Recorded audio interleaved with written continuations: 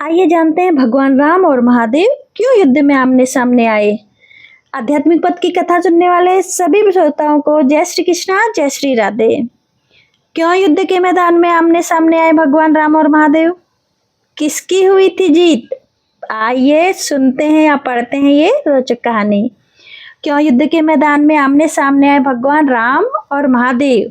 किसकी हुई जीत? हिंदू शास्त्रों के अनुसार भगवान शिव और राम जी एक बार युद्ध के मैदान में आमने सामने आए थे। यह युद्ध क्यों हुआ था और इसका नतीजा क्या निकला, आइए जानते हैं विस्तार से। राम जी ने लंका पर चढ़ाई करने से पहले भगवान शिव की आराधना की थी। राम जी महादेव को अपना आराध्य मानते थे, वहीं भगवान शिव भी राम की महिमा को समझते हैं। परंतु एक बार ये दोनों युद्ध के मैदान में आमने सामने आ गए थे। युद्ध के मैदान में इन दोनों को एक दूसरे के खिलाफ क्यों लड़ना पड़ा, आइए विस्तार से जानते हैं। भगवान राम और शिव इसलिए युद्ध के मैदान में आए आमने सामने। धार्मिक ग्रंथों के अनुसार एक बार राम ने अश्वमेध यज्ञ करवाया था।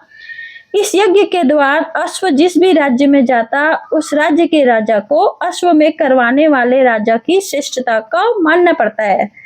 अगर राजा ऐसा नहीं करता तो अश्वमेध करवाने वाले राजा के साथ उसे युद्ध के मैदान में उतरना पड़ता है। भगवान राम का अश्व यानी घोड़ा बहुत से राज्यों में गया और वहां के राजाओं ने राम जी की श्रेष्ठता को स्वीकार कर लिया। लेकिन जब अश्व देवपुर पहुंचा तो वहां के राजा वीरमणि के पुत्र रुक्मागंध ने अश्व को बंदी बना लिया।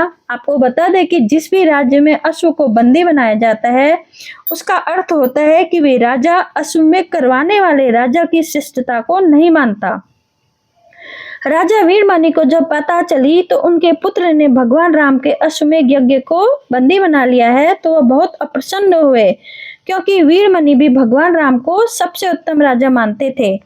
वीरमणि और राजा राम जी की सेना के बीच हुआ युद्ध। वीरमणि के पुत्र ने जब अश्व को बंदी बना लिया तो उसके बाद युद्ध होना स्वाभाविक हो गया। न चाहते हुए भी वीरमणि को युद्ध लड़ना पड़ा। युद्ध शुरू हुआ तो राम जी की सेना, जिसके सेना नायक शत्रुघ्न जी थे, वीरमणि की सेना पर भारी पड़ने लगी।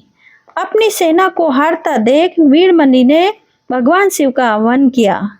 वीरमणि को भगवान शिव का वरदान था कि जो स्वयं उनके राज्य की रक्षा करेंगे। वीरमणि की पुकार पर भगवान शिव ने अपने गणों नंदी, भृंगी और वीरभद्र को युद्ध के मैदान में भेजा, जिसके बाद वीरमणि की सेना राम जी की सेना पर हावी हो गई। वीरभद्र ने त्रिशूल से भरत के पुत्र पुष्कल का वध कर दिया, साथ ही शत्रुघ्न को भी बंदी बना लिया। भगवान राम और शिव आए युद्ध के मैदान में। शत्रुघ्न के बंदी बनाए जाने और पुष्कल की मृत्यु की खबर जब राम जी को मिली तो वह भरत और लक्ष्मण के साथ युद्ध के मैदान में पहुंचे।